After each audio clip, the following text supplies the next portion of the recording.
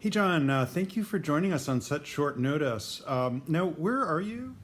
I'm over here in Tanzania with my wife Diane. We're on an African safari, and I'm excited to be able to link up with you, Jonathan. We both go back a long way in the history of Apple. Thank you. You look great, by the way. So, tomorrow, besides being the introduction of a new generation of iPhone products, is also a significant day because it's going to be the introduction to the world of the Steve Jobs Theater, where all of the new Apple products are going to be unveiled from now on. It's part of the new Apple campus designed by the British architect Norman Foster. So before we talk about the future that's coming out tomorrow, I want to just ask you about Steve. And curious, what do you think Steve would think of the announcement of this new iPhone 8 or iPhone X or whatever it is? Would this be just a kind of minor enhancement, or would this first event in the Steve Jobs Theater be a big deal to Steve? I think Steve Jobs, if he were alive today, would be pretty excited about the new iPhone 8. And I have to say from the start that I haven't actually seen one, but I've been reading a lot about it. And the big question on my mind is this just the natural evolution of a wonderful product that has captured the imagination of people all over the world?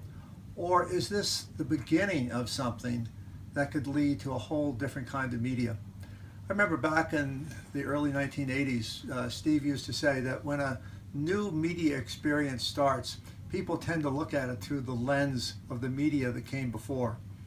And in the early days of Apple, it was all about the growth of microprocessors and Moore's Law and what made things so powerful that eventually led to products like the iPhone. Today, we're on an exponential growth curve with sensors. And what's really neat, I think, is the way that Apple is now starting to incorporate the most advanced sensors in the world for things like facial recognition, the ability to take augmented reality and actually take advantage that the technology inside of an iPhone, I hope it's in the iPhone 8, will actually be able to be aware of the reality or environment that it's in. I suspect that we could well see this as not just the evolution of the iPhone, but we may see it as the next big giant step for creativity. And I think if Steve were around, he'd be able to articulate that a lot better than I can. And I just am really excited to see whether it lives up to the kind of breakthroughs that Apple is built on. The core values of Steve Jobs was always that there had to be a better way of thinking of things, that he wanted to change the world by giving non-technical people the creative tools to do things they'd never done before. If Apple really is on a path to take the incredible advancements that are going to happen over the next several years on sensors, just like they happened on microprocessors decades ago, this may well be the beginning of something that is right in the sweet spot of Steve Jobs' greatest imagination ideas. Steve loved to think visually. He started with graphics, point and click, cut and paste. He moved to magnificent fonts with desktop publishing, and then eventually a product like the iPhone with photography and video. So the big question is, can Apple use this as the leap off to something that creates an entirely new media, a new experience that is built around amazing things that sensors can do? Anyway, I'm optimistic. Tim Cook has kind of hinted at it along the way. So we'll find out in a few hours what Apple really has planned for us. Wonderful. Thank you, John, so much for your insights. And this is really just the beginning of a conversation that I think you will all find becomes increasingly mind-bending as you understand what Apple is coming out with tomorrow. The big thing that you're going to see for the first time is the idea of three-dimensional sensors. So the notion that your phone can sense in 3D what is going on around it. This is an idea that I don't actually think has even been anticipated by science fiction writers. Going back to like tricorders and Star Trek and other very, very early visionary ideas.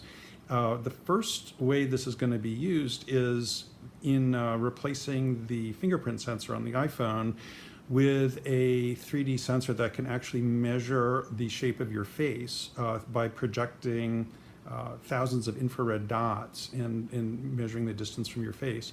But that's just the beginning, because basically this will be a sentient device that ultimately will be aware of everything around it and how it's moving.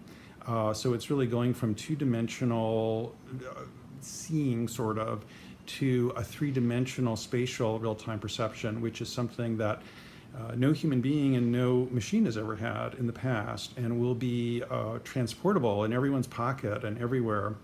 What does that mean in terms of the new, absolutely unimaginable breakthrough possibilities that could be wonderful for humanity, and also what might be some of the staggering risks as far as people's privacy and the amount that these phones could be sensing is going on around them.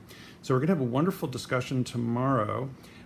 Please join us live first for the Apple new product unveiling with Tim Cook at the Steve Jobs Theater in Cupertino, and then starting at 11:30 a.m. Pacific time, 2:30 p.m. Eastern time, we will be having a discussion with some of the leading technology visionaries in the world today, including John Sculley, Esther Dyson. We may have appearances from Steve Wozniak, Dan Bricklin, and possibly some other really, really interesting people.